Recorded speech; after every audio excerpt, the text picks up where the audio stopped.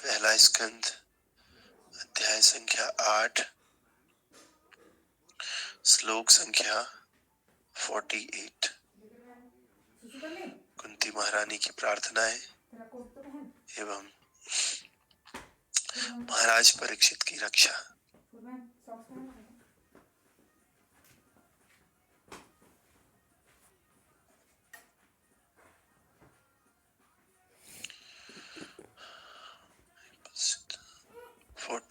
Okay. अहो मे पश्यता ज्ञानम हृदि रूढ़म दुरात्मनः। अच्छा, ये कर लिया था शायद हमने। एक मिनट।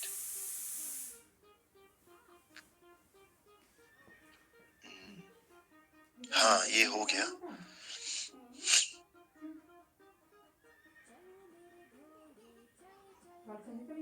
49 आज 49। बालाद्विज सुहद मित्रः बालद्विज सुहद मित्रः पितृभातृ गुरुद्रोह न मे सन्निरायाण न मे स्यान् न मे संन्याणमो न मे सन्निरयाण मोक्षो हि अपि वर्षायुतायुते बालद्विज सुहन्मित्रः बालद्विज सुहन्मित्रः पितृभातृ गुरुद्रोह न मे सन्नियाण मोक्षो हि अपि वर्षायुते बालद्विज सुहन्मित्रः पितृभातृ गुरुद्रोह न मे सन्निरयाण मोक्षो न मे सन्निरयाण मोक्षो हि अपि वर्षायुतायुते हि अपि वर्षायुतायुते बालद्विज सुहन्मित्र पितृभातृ गुरुद्रोह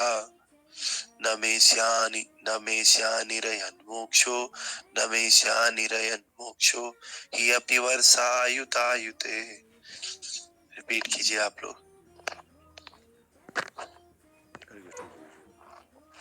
बालद्विजा सुहन्मित्र पितृभातृ गुरुद्रोह न मे स्यानिरयन् मोक्षो या अपि वर्षायुतायुते। हरि बोल। और कोई? हरे कृष्ण प्रभु जी।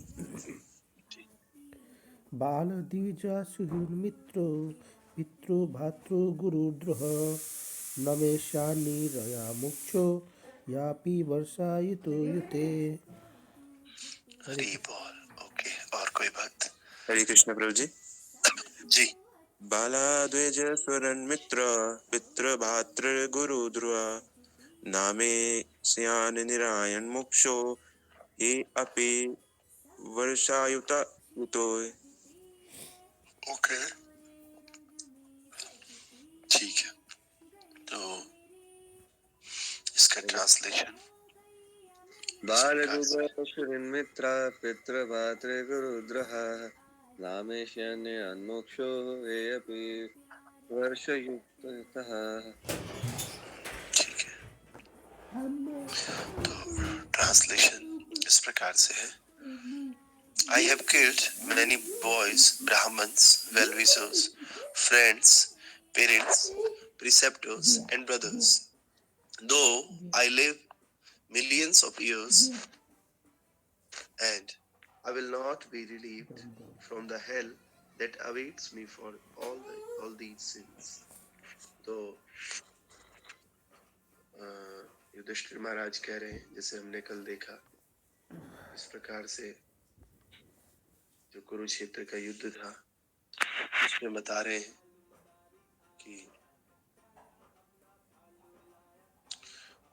जो धर्मराज युधिष्ठिर हैं वो अपने मित्रों की मृत्यु से व्याकुल होकर एक भौतिकवादी की तरह व्यवहार कर रहे थे और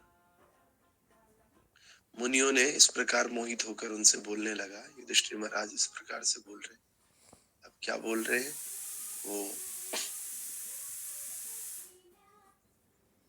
जो 49 था ना आज। तो हमने देखा कि युधिष्ठिर महाराज कह रहे थे कि मैं सबसे बड़ा पापी हूं, और मेरे हृदय को देखो जो अज्ञान से कितना भरा हुआ है, और जो ये शरीर दूसरों के लिए है, उसने अपने लिए मनुष्यों को मार डाला है, बहुत से मनुष्यों। कितने मनुष्यों को? तो मैंने कहा था एक अक्षुणी सेना को मार डाला, सॉरी कई अक्षुणी सेना को। और एक अक्षुणी सेना में क्या क्या होता है कल हमने देखा था।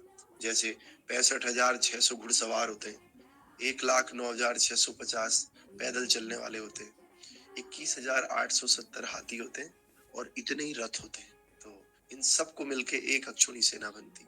और कुरुक्षेत्र के युद्ध में ऐसी कई अक्षुणी सेना मारी गई।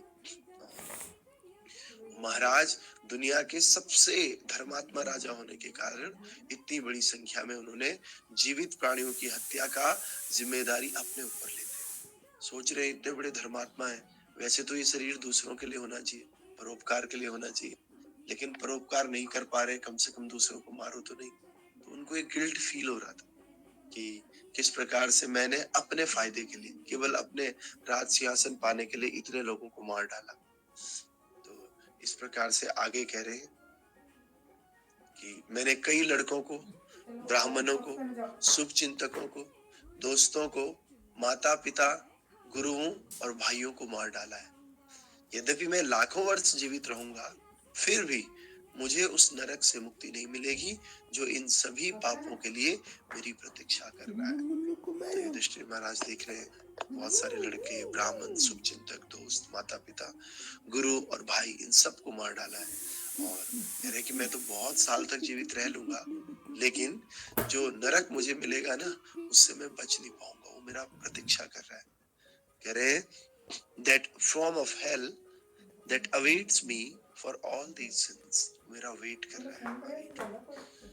तात्पर्य भाई अर्चनीय, वंदनीय, प्रातः स्मरणीय जगत गुरु श्रीला प्रभुपाद जी द्वारा, श्रीला प्रभुपाद की जय।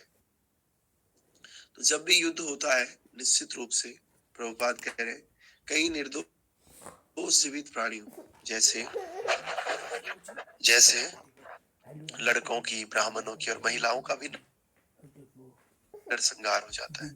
और जिनकी हत्या करना सबसे बड़ा पाप है। ब्राह्मण हत्या, किसी बच्चे की हत्या और किसी महिला की हत्या, ये करना सबसे बड़ा पाप है। और ये सब लोग बहुत निर्दोष प्राणी हैं, और सभी परिस्थितियों में इनको मारना शास्त्रों में वर्जित कहा गया है। महाराज युधिष्ठिर को इन सामूहिक हत्याओं की जानकारी थी। इतने बड़े युद्ध में कोई ना कोई महिला, कोई ना कोई बच्चा अवश्य मारा गया था। तो इसी प्रकार दोनों ओर मित्र, माता पिता तथा गुरु भी थे, और वे सभी भी मारे गए थे। ऐसी हत्या के बारे में सोचना उसके लिए बहुत ही भयानक था, और इसलिए वह लाखों और अरबों वर्षों तक नरक में रहने के बारे में सोच रहा था।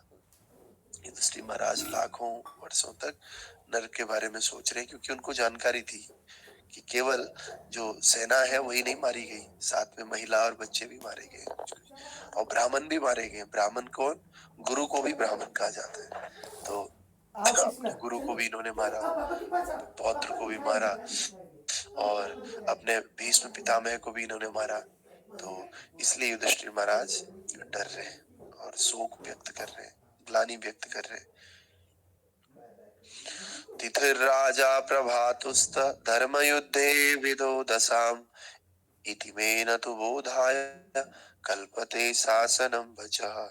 जो राजा उचित उद्देश्य के लिए हत्या करता है, जो अपनी प्रजा के पालन पोषण में लगा रहता है, उसके लिए कोई पाप नहीं, परंतु यह निषेध आज्ञा मुझ पर लागू नहीं होती।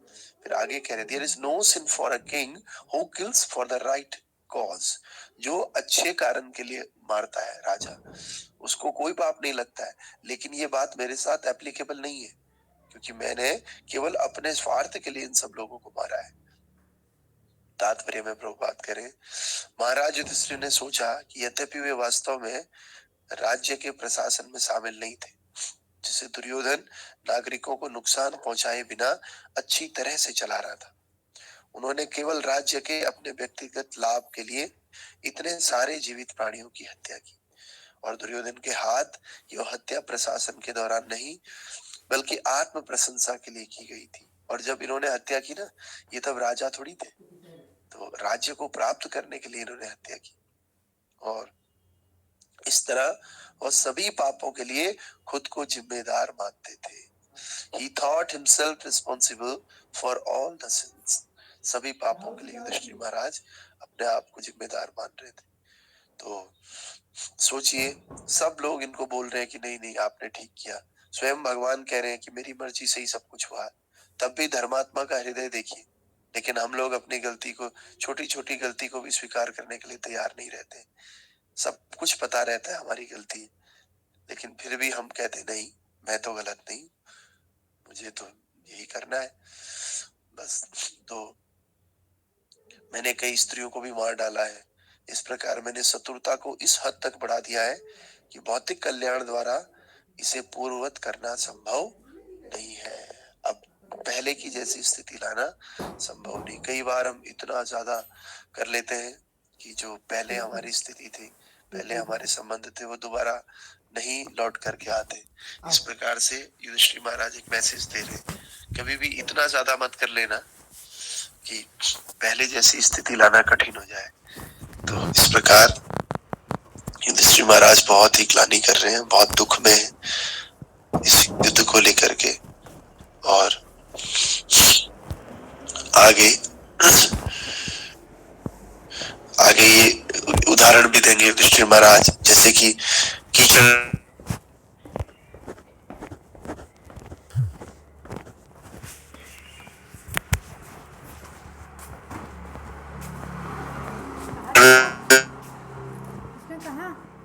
गंदे पानी को